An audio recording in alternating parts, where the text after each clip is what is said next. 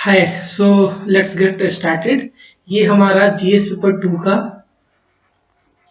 Mains 2021 के लिए videos हैं, ठीक है, जिसमें हम लोग 120 प्लस क्वेश्चंस को डिस्कस कर रहे हैं। उसमें से जीएस पेपर टू का जो अराउंड 30 प्लस क्वेश्चंस हैं उनको अपन डिस्कस करेंगे, ठीक है। तो जीएस पेपर टू में जो जो आपको पढ़ना है वो ध्यान से समझ लो। पहले तो पढ़ने आपको पॉलिटी, उसके बाद गवर्नेंस, सोशल जस्टिस और फिर इंटरनेशनल रिलेशन। ये चार पिलर्स हैं जीएस पेपर टू की, ठीक है। तो अपन कोशिश ये करेंगे 10 क्वेश्चन आईआर से, 10 क्वेश्चन पॉलिटी से, 5 क्वेश्चन गवर्नेंस से और 5 क्वेश्चन सोशल जस्टिस के अपन कवर करेंगे, ठीक है। तो जिन लोगों ने जीएस पेपर वन की, आई रिपीट, जिन लोगों ने जीएस पेपर वन की वीडियोस नहीं देखी है वो जाके उसको देख ले। ये डेफिनेटली आपके मार्क्स को 5 से 10 नंबर इंक्रीज कर सकते हैं। और डोंट बी गेट सरप्राइज अगर इसमें से कोई भी क्वेश्चन रिपीट होता है, ठीक है। देयर इज पॉसिबिलिटी कि हमने जो भी डायमेंशंस हैं मेंस के उसको कवर करने की कोशिश की है, ठीक है। और आपके लिए वैल्यू एडिशन के साथ साथ some sort of model answers भी है, ठीक है। तो चलो फिर, दिस इज मी आशीर्वाद कुमार। शायद आप लोगों में से कोई हमें जानता हो पहले, ठीक है। तो वी विल डू कौन कौन सा पेपर, एक तो जीएस पेपर टू करेंगे, ठीक है। उसके बाद मैं आपसे वापस प्रकट होऊंगा जीएस पेपर फोर के टाइम में, क्लियर।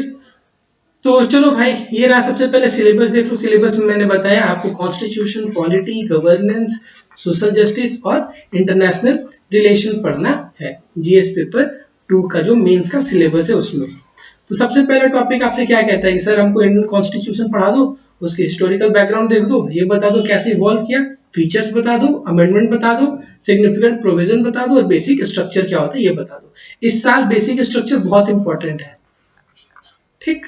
उसके बाद हर साल एक क्वेश्चन तो फेडरलिज्म से जरूर आता है, ठीक है, चाहे वो फिजिकल फेडरलिज्म पूछे या कुछ और, मतलब सेंटर और स्टेट के बीच का जो रिलेशन है उससे एक क्वेश्चन आएगा ही आएगा आपके मेंस में। थर्ड टॉपिक है सेपरेशन ऑफ पावर, बहुत इंपॉर्टेंट है मेंस के लिए ये वाला टॉपिक। अगेन हर साल एक क्वेश्चन सेपरेशन ऑफ पावर से पूछता है। उसके बाद ये वाला जो फोर्थ पॉइंट है आपका, comparison of Indian constitutional scheme with other countries. इसमें इंपॉर्टेंट जो कंट्रीज है वो देख लो, यूएस है, यूके है, उसके बाद फिर आपका फ्रांस है, ठीक है, और रसिया। इतनी चार कंट्रीज देख लेना, ठीक है। थोड़ा बहुत अभी चाइना के साथ देख सकते हो, चाइना का क्या ही कॉन्स्टिट्यूशन है, बट फिर भी ये देख लेना कि इंडिया का जो कॉन्स्टिट्यूशनल स्कीम है या जो प्रोविजन है वो अदर कंट्री से कैसे इंपॉर्टेंट है। खास करके सेकुलरिज्म वगैरह पे क्वेश्चन पूछे जाते हैं। इसमें से जो कंट्री इंपॉर्टेंट है फ्रांस बहुत ज्यादा इंपॉर्टेंट है इस साल के लिए भी, ठीक। उसके बाद आपसे क्वेश्चन पूछा जाएगा पार्लियामेंट और स्टेट लेजिस्लेचर के बारे में, ठीक है, जैसे प्रिविलेज इस साल इंपॉर्टेंट है, ठीक है। फिर फंक्शनिंग ऑफ राज्यसभा या फिर फंक्शनिंग ऑफ जो लेजिस्लेटिव काउंसिल्स होते हैं स्टेट्स में, उनके फंक्शनिंग्स को देख लेना। ये दोनों टॉपिक इस साल इंपॉर्टेंट है। जो टॉपिक इंपॉर्टेंट है मैं उस पर क्वेश्चन कराऊंगा, ठीक है, बट आप भी अपने तरफ से उसको प्रिपेयर करते रहना। उसके बाद आपसे जो वेरियस मिनिस्ट्रीज हैं उनके फंक्शंस के बारे में, स्ट्रक्चर के बारे में क्वेश्चन पूछा जा सकता है। तो डोंट गेट सरप्राइज, जुडिशियरी तो है ही, एक क्वेश्चन आपकी जुडिशियरी से आएगी। उसके बाद बात करो, ये जो दूसरे टॉपिक है pressure groups, formal and informal association and their role in polity. कई बार डायरेक्ट क्वेश्चन पूछता है कि प्रेशर ग्रुप क्या होता है, उसको डिफाइन करो और ये भी बता दो कि उनका क्या रोल है इन पॉलिटी में, बस। तो देख लेना। उसके बाद फिर आपसे पूछ रहा है कि salient feature of representation of people act 1950 और 1951, ठीक है। तो इट्स नॉट पॉसिबल कि आप पूरा एक्ट पढ़ लो, बट हाँ वो प्रोविजन, वो सेक्शंस जो पिछले 2 साल से, आई रिपीट, जो पिछले 2 साल से न्यूज में थे उनको जरूर से जरूर कवर करना। नेक्स्ट जो सब टॉपिक है वो है आपका appointment to various constitutional post, power उनके, फंक्शंस उसके, responsibilities and various constitutional bodies पूछ रहा है, ठीक है। तो कॉन्स्टिट्यूशनल पोस्ट का मतलब इलेक्शन कमीशन, ठीक है, यूपीएससी, ठीक है। तो ये जो बॉडी जो न्यूज में थी इस साल उस पर भी अपन क्वेश्चन लेके आएंगे। फिर आपसे पूछा जा रहा है कि statutory body, regulatory body, quasi judicial bodies के बारे में भी थोड़ा बहुत आप पढ़ के चले जाना। उसके बाद देखो गवर्नमेंट की policies and intervention for the development in various sector, specially जो 2 सेक्टर हैं वो हेल्थ और एजुकेशन है, ठीक है। इन्हीं 2 सेक्टर में जो इम्पोर्टेंट गवर्नमेंट की पॉलिसीज हैं, जो स्कीम है वो देख के आ जाना। फिर development process and development industry, इसमें रोल ऑफ एनजीओ बहुत ज्यादा इंपॉर्टेंट है, role of self help group बहुत ज्यादा इंपॉर्टेंट है, ठीक है। उसके बाद नेक्स्ट जो टॉपिक है आपका वेलफेयर, वेलफेयर स्कीम पूछ रहा है वनरेबल सेक्शंस के लिए। वनरेबल सेक्शन में विमेन आ गई, ओबीसी आ गए, एससी एसटी आ गए, एससी एसटी बहुत ज्यादा इंपॉर्टेंट है। उसके बाद ट्रांसजेंडर आ गए, ठीक है, चिल्ड्रन आ गए। तो ये जो मैंने तीन तीन छह बताए ना, उन पे जो भी रिसेंट प्रोग्राम्स आए होंगे वो आप जरूर से देख लेना, ठीक है। उसके बाद नेक्स्ट जो टॉपिक है वो है आपका हेल्थ, एजुकेशन और ह्यूमन रिसोर्स। इसमें से एक क्वेश्चन जरूरत से जरूर मतलब जरूर से जरूर आता है। फिर उसके बाद पॉवर्टी और हंगर पे पूछता है। उसके बाद फिर गवर्नेंस वाला जो टॉपिक है आपका कि इंपॉर्टेंट एस्पेक्ट क्या है, transparency, accountability, e governance, citizen charter, transparency and accountability and institutional and other measures. ये वाला जो टॉपिक है ये आपके एथिक्स के जीएस पेपर 4 के साथ ओवरलैप करता है। फिर role of civil services and democracy, एक क्वेश्चन इससे पूछा जा सकता है कि लैटरल एंट्री क्यों होनी चाहिए या क्यों नहीं होनी चाहिए, या इंडिया के सिविल सर्विसेज में जो रिफॉर्म्स आए हैं, जो रिसेंट प्रोग्राम आए हैं, आप बताइएगा कमेंट में कि कौन सा प्रोग्राम रिसेंटली अनाउंस किया गया है गवर्नमेंट ऑफ इंडिया के द्वारा फॉर ट्रेनिंग में, जो सिविल सर्वेंट है ना उनकी ट्रेनिंग के लिए, उनको रीओरिएंट करने के लिए कौन सा प्रोग्राम लेके गवर्नमेंट आई है, ये जरूर से जरूर बताना। उसके बाद फिर चलते हैं अपन, जो सबसे इंपॉर्टेंट टॉपिक है वो है आईआर। आईआर को 4 पिलर में पढ़ना है। सबसे पहला पिलर है इंडिया एंड नेबरहुड रिलेशन, तो नेबरहुड में पाकिस्तान, अफगानिस्तान, नेपाल, भूटान, उसके बाद फिर चाइना, फिर म्यांमार, फिर श्रीलंका, फिर बांग्लादेश, ठीक है। ये जो सर्टेन कंट्री है ये आपके नेबरहुड रिलेशन में आता है। एक क्वेश्चन यहाँ से पूछता है, to be very frank there is possibility कि नेपाल से या चाइना से क्वेश्चन पूछा जाए, ठीक है। बांग्लादेश भी ऑल टाइम फेवरेट है, बांग्लादेश से पूछा जा सकता है क्वेश्चन, ठीक है। अफगानिस्तान के क्राइसिस पे एक क्वेश्चन एक्सपेक्टेड है, आ सकता है। अब इंडिया का एंगेजमेंट अफगानिस्तान के साथ आएगा, या ये क्वेश्चन पूछा जा सकता है कि इंडिया का अफगानिस्तान में क्या स्टेक है, या ये क्वेश्चन पूछा जा सकता है कि इंडिया का फ्यूचर प्लान क्या होना चाहिए अफगानिस्तान को लेके। तो ये 2-3 डायमेंशन है अफगानिस्तान को लेके जिसमें पॉसिबिलिटी बनती है क्वेश्चन की। चाइना के साथ क्वेश्चन ये बन सकता है, क्वेश्चन ये बन सकता है कि सर इतना ज्यादा बॉर्डर डिस्प्यूट्स क्यों हो रहा है, ठीक है। ठीक है, दूसरा ये पूछ सकता है कि क्या इंडिया को वेस्ट के साथ और चाइना के साथ इंगेजमेंट को बैलेंस करना चाहिए, ठीक है। तो ये 2-3 डायमेंशन है जो पूछेगा। Border dispute one of the favourite topic है इस साल, रीजन बिंग की इंटरनल सिक्योरिटी में भी पूछ सकता है बॉर्डर मैनेजमेंट के अंदर, या फिर आपसे ये पूछ सकता है कहाँ पे, जीएस पेपर 2 के आईआर के सेक्शन में। दूसरा आपसे पूछ रहा है कि बायलैटरल क्या है, रीजनल और जो ग्लोबल ग्रुपिंग्स है और जो अग्रीमेंट है जो इंडिया को अफेक्ट करेंगे या इंडिया के इंटरेस्ट को अफेक्ट करेंगे उनके बारे में पूछा जाएगा, जैसे सीपीईसी वगैरह हो गया, ठीक है। वेरियस रीजनल जो अग्रीमेंट है, जो इकोनॉमिक अग्रीमेंट है जो न्यूज में थे उसको भी कवर करना चाहिए। जो बहुत सारे एफटीए हैं, फ्री ट्रेड अग्रीमेंट है, स्पेशली विथ यूके के साथ वाला इंपॉर्टेंट है, ठीक है। उसके बाद आपसे पूछ रहा है कि effect of policies and politics of developed and developing country, मतलब अगर ये यूएस है, यूएस की कोई पॉलिसीज है या यूएस का कोई पॉलिटिक्स है जो इंडिया के इंटरेस्ट पे असर डालेगा, इंडिया के इंटरेस्ट को हैम्पर करेगा, उसके बारे में आपको पढ़ना होगा। फिर Indian diaspora, role of diaspora बहुत इंपॉर्टेंट है, specially with respect to US.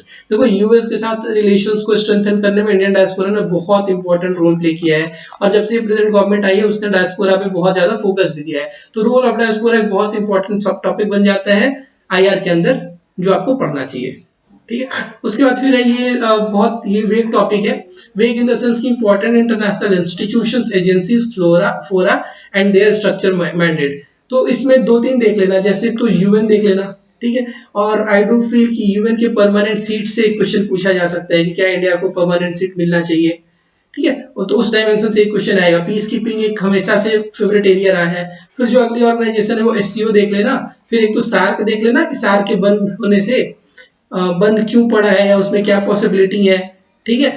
तो ये 2-3 ऑर्गेनाइजेशन है जो आपकी एग्जाम के लिए बहुत ही ज्यादा इंपॉर्टेंट है। हाँ, 2 और है, एक तो डब्ल्यूटीओ ध्यान से देख लेना, ठीक है, डब्ल्यूटीओ देख लेना।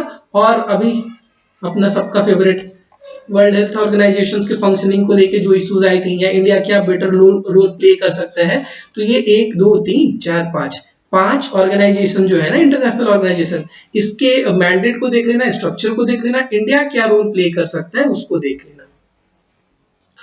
सो पहला क्वेश्चन अपन स्टार्ट करते हैं। पहला क्वेश्चन है, सर हमको बस इतना बता दो कि the strategic importance of IOR is ever increasing to the world order in general and Indian subcontinent in particular. Comment. बिल्कुल यूपीएससी के लैंग्वेज में क्वेश्चन पूछा गया है आपसे कि सर हमको बस इतना बता दो कि जो अपने पास ये इंडियन ओशियन है ना, ये इंडियन ओशियन, ये अपना अफ्रीका होता है यहाँ पे, और ये अपना ये मान लो, ठीक है, साउथ ईस्ट एशियन नेशन है, यहाँ पे ऑस्ट्रेलिया हो गया, ठीक है, ये ऑस्ट्रेलिया। तो ये जो इंडियन ओशियन का रीजन है ना सर, ये इंडियन ओशियन का जो रीजन है ये हमेशा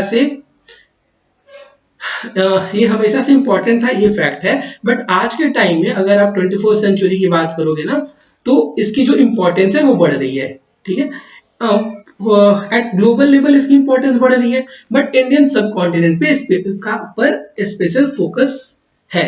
मतलब इस पूरे रीजन में इंडियन सबकॉन्टिनेंट की अगर बात करोगे ना, तो उस रीजन में आईओआर की इंपॉर्टेंस बहुत ज्यादा बढ़ रही है, स्पेशली इंडिया है पहली फैक्टर, तो दूसरा चाइना का इन्फ्लुएंस यहाँ पे लगातार बढ़ रहा है, ठीक है, चाइना अपना स्ट्रेंथ को शो करने की कोशिश कर रहा है। एट द सेम टाइम यहाँ पे जो छोटे छोटे नेवल बेसेस है ना, छोटे छोटे जो पोर्ट हैं, वहां पे major foreign power like UK, France, US का कंट्रोल है। तो ये एक कंफ्लिक्ट जोन भी बन के उभर सकता है, ठीक है, इसमें कोई शक नहीं है कि आने वाले 25 साल या 30 साल में जब साउथ चाइना सी के डिस्प्यूट को सॉल्व कर लिया जाए, आई रिपीट, साउथ चाइना सी के डिस्प्यूट को जब सॉल्व कर लिया जाए, तो देयर इज पॉसिबिलिटी कि अगला जो थिएटर ऑफ वॉर क्रिएट होगा वो इंडियन ओशियन रीजन में क्रिएट होगा। ये तो चीजें थी आपको समझाने के लिए। अब चलते हैं वापस अपने आंसर्स पे।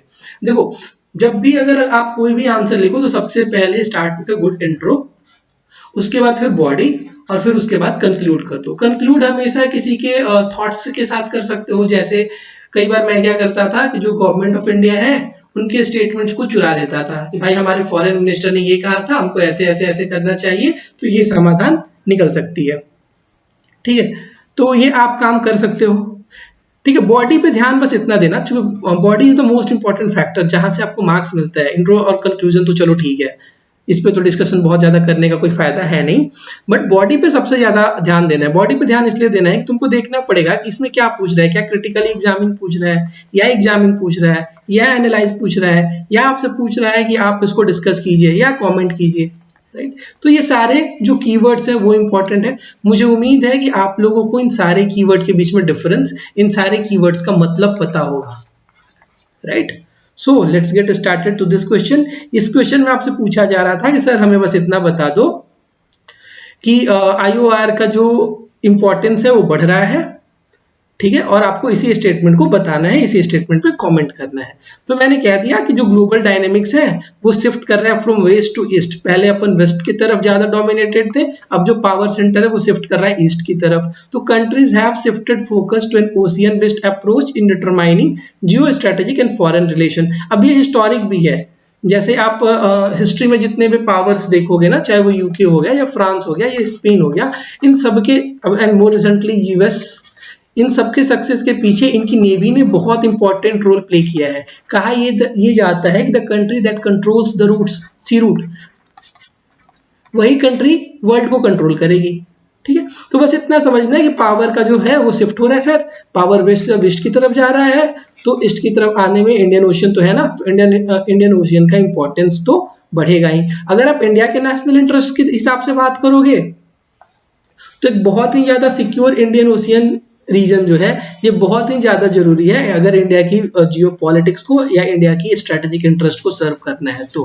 ये बात समझ लेना। बहुत ही प्यारा सा इंट्रोडक्शन है, बस हमने इंट्रो कर दिया, अब चलते हैं बॉडी की तरफ। सबसे पहले तो ये समझते हैं कि वो क्या फैक्टर्स हैं, वो क्या रीजन है जिसके चलते इंडियन ओशियन की सिग्निफिकेंस बढ़ रही है। ये आइलैंड्स गलती से आ गया है, ठीक है। इंडियन ओशियन की सिग्निफिकेंस बढ़ रही है। सबसे पहले तो ये देखो कि जो मोस्ट ऑफ दीज लोकेशंस है ना, ये इंपॉर्टेंट SLOC है, यानी सी लाइन ऑफ कम्युनिकेशन है, ठीक है। तो वहां पे आपको बहुत जरूरी होता है कि आप वहां पे रूटीन पेट्रोलिंग कीजिए ताकि पीस और कन्फ्लिक्ट दोनों के टाइम में आपका कंट्रोल रहे, ठीक है। जैसे आप लैंड में पढ़ते हैं ना, जैसे जीएस पेपर 3 के इंटरनल सिक्योरिटी आप बॉर्डर मैनेजमेंट पढ़ते होंगे कि पेट्रोलिंग जरूरी है। सिमिलरली सी के लिए भी बहुत जरूरी होता है कि आप सी लाइन को सिक्योर रखने के लिए आप कंटिन्यूअस पेट्रोलिंग करें। उसके बाद देखो बहुत सारे मेजर पावर है ना, ठीक है, जिन्होंने स्मॉल ये आइलैंड नेशंस है ना, इनके रोल को इन्हांस कर दिया है। कैसे? जैसे मान लो कि सेचेल्स है, वहां पे एक आइलैंड किसी कंट्री यूएस ने उठा लिया, तो उस रीजन का वो डोमिनेंट पावर तो है ना भाई, यूएस तो है ना डोमिनेंट पावर। तो आप अगर इंडियन ओशियन को देखोगे ना, तो वहां पे बहुत सारे आपको आइलैंड स्टेट्स दिखते हैं। एक सेकंड। तो अगर आप इंडियन ओशियन में देखोगे तो आपको बहुत सारे ऐसे छोटे छोटे आइलैंड्स दिखेंगे, ठीक है। उन आइलैंड्स का भी अपना इंपॉर्टेंस है, जिसके चलते आईओआर जो इंडियन ओशियन रीजन है उसकी इंपॉर्टेंस इंक्रीज हो रही है। जैसे ये तो डिस्कस कर लिया हमने कि वो इंपॉर्टेंट एसएलओसी है, important sea lines of communication है। एट द सेम टाइम जो मेजर पावर है उन्होंने अपना नेवल एस्टेब्लिशमेंट को एस्टैब्लिश किया है, ठीक है, जिसके चलते उनकी रोल को लेजिटिमेसी मिलती है, ठीक है। तो ये भी एक फैक्टर है। जैसे मेजर पावर्स का होना, जैसे मैं आपको डिस्कस कर रहा था कि यूके का आइलैंड है, फ्रांस का आइलैंड है, यूएस का आइलैंड है, तो उनका होना भी एक बहुत ही बड़ा फैक्टर है जो इंडियन ओशियन की इंपॉर्टेंस को इंक्रीज करता है या प्रूव करता है कि हाँ ये जो रीजन है वो इम्पोर्टेंट है। जो ये आइलैंड्स है ना इंडियन ओशियन में, ये मेनली इनका जो लोकेशन है वो इम्पोर्टेंट ट्रांजिट रूट के आसपास है, जिसके चलते ये बहुत सारे चोक पॉइंट की तरह काम करते हैं, ठीक है। मतलब ज्योग्राफी जो है ना वो भी एक बहुत इंपॉर्टेंट फैक्टर है, जिसके चलते इंडियन ओशियन रीजन का इंपॉर्टेंस बहुत ज्यादा बढ़ जाता है। अगर तुम इंडिया से वेस्ट जाने की देखने की कोशिश करोगे तो जो येमेन का आइलैंड है, या मडागास्कर हो गया, मॉरिशस हो गया, सेचेल्स का हो गया, इन कंट्रीज का तो बहुत ही ज्यादा स्ट्रेटेजिक इंपॉर्टेंस बढ़ा है। ये सारी की सारी कंट्री अगर देखो तो इंडियन ओशियन रीजन में आती है कि नहीं आती है? बिल्कुल आती हैं। तो अगर आप उनको देखोगे, अगर आप इन कंट्रीज में देखोगे तो गवर्नमेंट ऑफ इंडिया ने भी बहुत सारा मॉरिशस के साथ, सेचेल्स के साथ, मडागास्कर के साथ अपने रिलेशंस को इंप्रूव करने के लिए बहुत सारे इनिशिएटिव लाए। सागर करके एक इनिशिएटिव है, उसको एक बार सर्च करने की कोशिश करना, ठीक है। उसके बाद अगर आप इंडियन ओशियन को देखोगे तो वो जो ओशियन है वो यूरोप, अफ्रीका, साउथ एशिया, तीनों के क्रॉस रोड पे है। तो वो जो चौराहा होता है ना अपने मोहल्ले का या घर का, वो सबसे बिजी कब होता है? जब बहुत सारी रीजन से वो कनेक्ट करे, वो रोड सबसे इंपॉर्टेंट होता है, वो चौराहा सबसे इंपॉर्टेंट होता है। सेम स्टैंड ट्रू फॉर अपना इंडियन ओशियन के लिए, ठीक है। उसके बाद ये थोड़ा सा डाटा है कि देख लेना कि सर जैसे सोकोटा आइलैंड है, ये लोकेटेड है गल्फ ऑफ अडीन में, जो स्वेज कनाल को कनेक्ट करता है इंडियन ओशियन के साथ। अब तुम सोच के देखो कि क्या ये जो छोटे छोटे आइलैंड है, इंडियन ओशियन आइलैंड है, क्या इनकी इंपॉर्टेंस बढ़ रही है कि नहीं बढ़ रही है? बढ़ रही है ना। बस अब तुम चैलेंजेस अगर समझने की कोशिश करोगे तो इंडिया का कोई भी चैलेंज आएगा तो सबसे पहले चाइना फैक्टर तो है ही इसमें, ठीक है। चाइना का जो ग्रोइंग प्रेजेंस है, ग्रोइंग एक्सपेंशन है, specially in northern part of Indian ocean, ये बहुत ही ज्यादा कंसर्न का बात है इंडिया के लिए। अगर जो ट्रेडिशनल थ्रेट की बात करोगे तो वो तो हमेशा से एग्जिस्ट करता था, जैसे स्ट्रेटेजिक राइवलरी जो थी दो कंट्रीज के बीच में, टेररिज्म जो था, पायरेसी जो थे, इलीगल स्मगलिंग की जो है, ठीक है। तो ये सारे जो ट्रेडिशनल थ्रेट थे वो तो एग्जिस्ट कर ही रहे हैं। नया थ्रेट, नया डायमेंशन ऐड हुआ है, चाइना का growing aggression in the region. And देखो हाउ ये सीरीज आपके लिए कैसे इंपॉर्टेंट हो सकता है ना, अपने हम लोगों ने क्या किया है, नई नई डायमेंशंस को इंक्लूड करने का कोशिश किया है। जैसे अगर आप देखो क्लाइमेट चेंज, आप जीएस पेपर 2 के आंसर में नहीं लिख के आओगे, बट आई थिंक कि उसको ऐड करना चाहिए। रीजन बीइंग कि क्लाइमेट चेंज के चलते इंडियन ओशियन रीजन का रिलेवेंस ऐसे बढ़ जाता है क्योंकि बहुत सारे स्मॉलर आइलैंड नेशंस हैं। अगर सी लेवल राइज हुआ तो उन कंट्रीज का क्या होगा, राइट। तो ये भी एक मेजर चैलेंज है जो एक नॉन ट्रेडिशनल थ्रेट की कैटेगरी में डाला जा सकता है, ठीक है। इसलिए ये चैलेंजेस थे। पिछले वाले स्लाइड में हमने डिस्कस किया कि सर इंडियन ओशियन रीजन में जो स्मॉलर आइलैंड नेशंस हैं उनके क्या रिलेवेंस, तो इनफैक्ट ये सारे जो फैक्टर हैं ये प्रूव करते हैं कि आइलैंड नेशंस के बीच में एक स्ट्रॉन्ग पार्टनरशिप की जरूरत है। लिटोरल कंट्रीज के साथ साथ जो भी इस रीजन के सारी कंट्रीज हैं, इनको आपस में प्रैक्टिकल ये नेसेसिटी है कि वो इंगेज करें खुद को, ठीक है। बेटर इंगेजमेंट हो सारी की सारी मेंबर कंट्री में। जो भी अग्रेसिव पावर है इन केस चाइना, ठीक है, उसको आउट ऑफ द सीन रखने की कोशिश की जाए। अब आगे चलो तो इंडिया के एफर्ट देखने की कोशिश करो।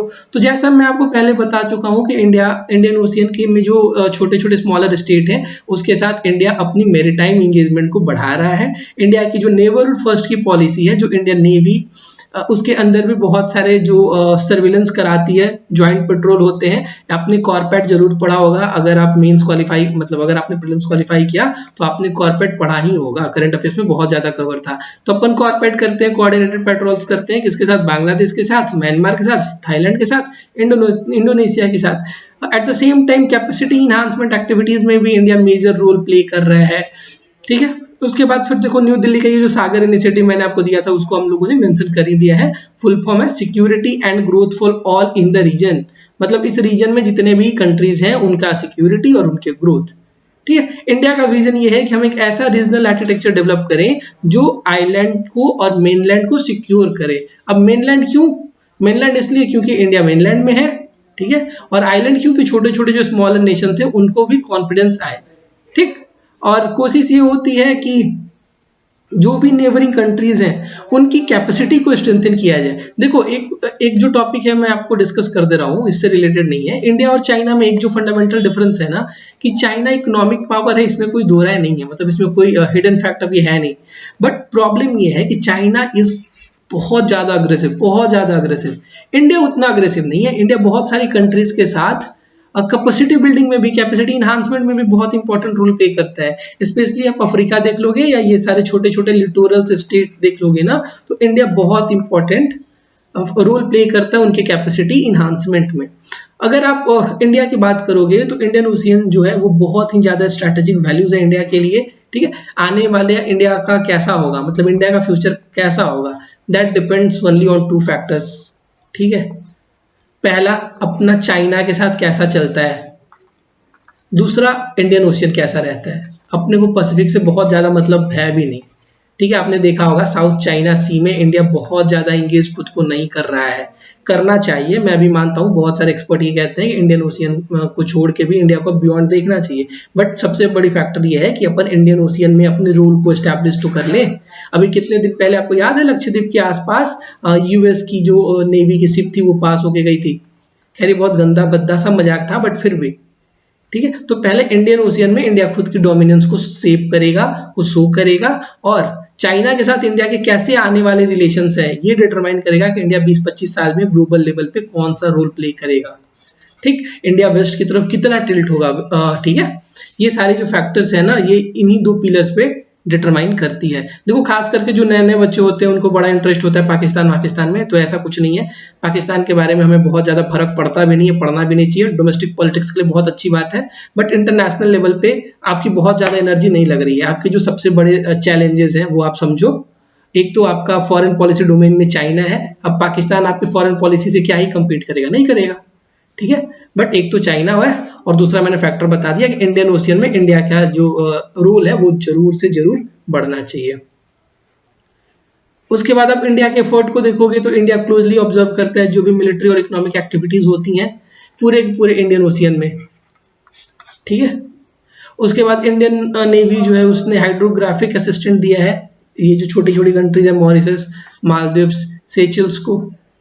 ठीक, ताकि आप अपने ओशियन वाटर का मैपिंग वगैरह कर लो।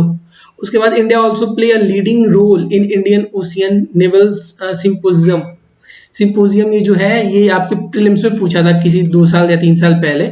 इसमें इंडिया बहुत इंपॉर्टेंट रोल प्ले कर रहा है जिसमें 35 मेंबर्स हैं। ठीक है, उसके बाद एक और ऑर्गेनाइजेशन है IORI, Indian Ocean rim associations. ठीक है, तो ये जो 2 ऑर्गेनाइजेशन है ये मेनली इंडिया उसमें एक एक्टिव रोल प्ले कर भी रहा है, करना भी चाहिए, और एक्टिव रोल प्ले करेगा तो और मजा आएगा। ठीक है, जो कॉमोरोस और सीचेल्स, मॉरिशस, मेडागास्कर को इन इंटरनेशनल फोरम में इंक्लूड किया गया है, ये शोकेस करता है इंडिया के इंटेंशंस को कि हाँ सबका साथ सबका विकास केवल कहने की बात नहीं है, इसको अपन इंटरनेशनल रिलेशंस में भी इंक्लूड कर रहे हैं। जिस नेवल कैपेसिटी बिल्डिंग की बात हो रही थी, जिस कैपेसिटी बिल्डिंग की बात हो रही थी, जिस इंगेजमेंट की बात हो रही थी, इंडिया उसको प्रूव करने पे लगा है। राइट, तो ये तो था इंडिया का एफर्ट। अब चलते हैं, हमने इंट्रो कर लिया, हमने कंक्लूजन, हमने बॉडी कर ली और हमने कर लिया कंक्लूजन। कंक्लूजन देखो, कंक्लूजन बहुत सिंपल सा स्टेटमेंट है। एक तो ये जो स्टेटमेंट है वो सबसे इंपॉर्टेंट है, जैसे whosoever attain controls over the Indian Ocean will dominate Asia। तो अगर आपको एशिया को डोमिनेट करना है तो आपको इंडियन ओशियन को कंट्रोल करना पड़ेगा, इंडियन ओशियन रीजन में अपनी पैठ बढ़ानी पड़ेगी। But at the same time India ने खुद को एस्टैब्लिश करने की कोशिश में है। इंडिया ने खुद को एक इन्फ्लुएंशियल और रिस्पॉन्सिबल लीडर के पाथ पर, वो जो है ना यहाँ प्रिपरेशन का पाथ सही है, उस पाथ पे इंडिया सही से चल रहा है। But yet India need to accelerate her effort to match the changing geopolitical equations equations in the Indian Ocean region. बहुत ही प्यारा सा कंक्लूजन आपके सामने रख दिया गया। तो बेटा ये बात ध्यान से समझ लो, एक बार पूरी चीज फिर से देख लेते हैं। एक तो क्वेश्चन में ये पूछा था कि इंडियन ओशियन रीजन की क्या इंपॉर्टेंस है ये बताओ, और इंडिया के लिए क्यों इंपॉर्टेंट है ये बताओ। हमने एक प्यारा सा इंट्रो के साथ शुरू किया कि सर जो है पावर शिफ्ट हो रहा है वेस्ट से ईस्ट की तरफ, दैट्स वाई जो आईओआर का रीजन है, आईओआर जो है वहां पे जो उसकी इंपॉर्टेंस है वो बढ़ रही है। हमने ये फैक्टर डिटरमाइन किए कि इस वाले रीजन की जो इंपॉर्टेंस है क्यों बढ़ रही है। उसके बाद हमने चैलेंजेस देखा, पहला चाइना था, दूसरा ट्रेडिशनल था, तीसरा नॉन ट्रेडिशनल था। फिर उसके बाद चौथा इंडिया के एफर्ट को देखा, सागर, कॉर्पोरेट, ज्वाइंट पेट्रोल वगैरह जैसी चीजें देखी। फिर हमने एक प्यारा सा कंक्लूजन लिख दिया कि सर जो इंडियन ओशियन रीजन को कंट्रोल करेगा वही एशिया को डोमिनेट करेगा, वही वर्ल्ड को भी डोमिनेट करेगा। इंडिया ने बहुत अच्छा इनिशिएटिव लिया है, जैसे सागर इनिशिएटिव होगी या कैपेसिटी बिल्डिंग जो आइलैंड नेशन के कर रहा है, ये इंपॉर्टेंट है। But at the same time India को अपने एफर्ट को और ज्यादा एक्सीलरेट करने की जरूरत है। ठीक है, तो ये था अपना पहला क्वेश्चन।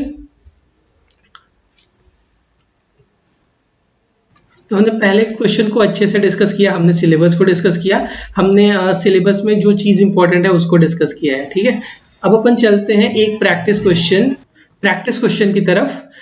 जो टॉप 10 बच्चे होंगे उनको उनसे रिक्वेस्ट है, मतलब ये बात ध्यान से समझ लो, हम लोग ये इस इनिशिएटिव के अंदर एक और इंक्लूड ये किया है कि जो टॉप 10 बच्चे जो दिए गए डिस्क्रिप्शन में ईमेल आईडी है वहां पे अगर अपने आंसर्स को सबमिट करेंगे तो उनके आंसर को इवेलुएट किया जाएगा।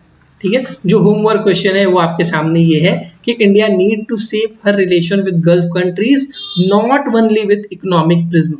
मतलब जो गल्फ की कंट्री है वहां से आप केवल एनर्जी के या इकोनॉमी के बेसिस पे आप फैक्टर को डिटरमाइन नहीं कर सकते, अपने रिलेशंस को डिटरमाइन नहीं कर सकते। अब आपको डाइवर्सिफाई करना होगा। यही स्टेटमेंट है, आपको इस स्टेटमेंट पे करना है कमेंट। टिपिकल यूपीएससी के स्टाइल में क्वेश्चन पूछा गया है, आप उसका आंसर कर दीजिएगा। जो मेल आईडी डिस्क्रिप्शन में दी गई है। ठीक है, जो टॉप 10 बच्चे होंगे उन सबकी जो कॉपीज होंगी, जो आंसर्स होंगे उनको चेक करके द्वारा टीम के द्वारा शेयर कर लिया जाएगा। ठीक है, सो ये पहला वीडियो था हमारा। ठीक है, आने वाले टाइम में हम अभी और 9 एटलीस्ट 9 और क्वेश्चन कवर करेंगे, किसके, आईआर के। ठीक है, और एट द सेम टाइम आपको हर वीडियो के एंड में आपको होमवर्क मिलेगा। अगर आप अपने आंसर्स को चेक कराना चाहते हैं तो डिस्क्रिप्शन में जो ईमेल आईडी है आप वहां पे अपने आंसर्स को सबमिट कर दीजिएगा। कोई भी अगर डाउट हो तो आप जो भी रिलेवेंट प्लेटफॉर्म है, जो भी रिलेवेंट ईमेल आईडीज या जो भी क्वेरी के लिए जो भी प्लेटफॉर्म है, जैसे आप कमेंट कर लेना, हमारी टीम वहां पे आपको आंसर्स कर देगी। सो ये हमारा पहला वीडियो था। Thanks for watching, stay connected. We promise कि अगर आप हमसे कनेक्टेड रहें इस पूरे जर्नी में तो it will going to help you a lot, right? So thank you.